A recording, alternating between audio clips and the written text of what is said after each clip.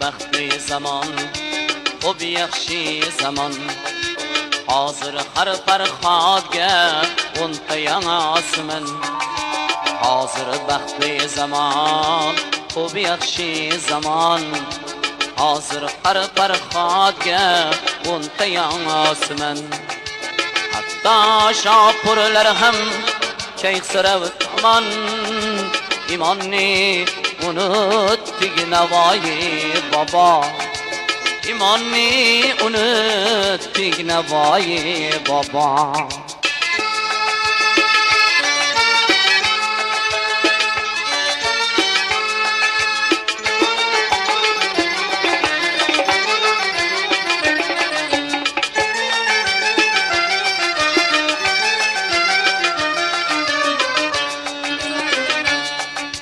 Belki bu juda ham shakkok bir o'ydir, ammo hali ko'pning mijozi qo'ydir. Balki bu juda ham shakkok bir o'ydir, ammo hali ko'pning mijozi qo'ydir. Oq oltin o'zbekka hali ham to'ydir. Ertani unutdik Navoiy bobo. Ertani unutdik Navoiy bobo.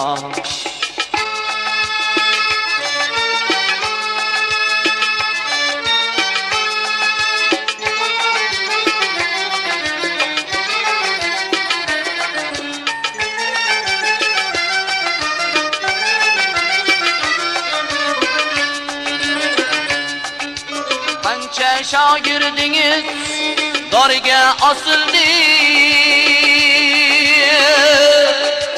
toshbo'ron qilindi, goho otildi. Va yana qanchasi arzon sotildi, va yana qanchasi arzon sotildi.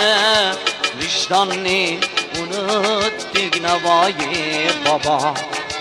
Vijdonni unutdik Navoiy bobo.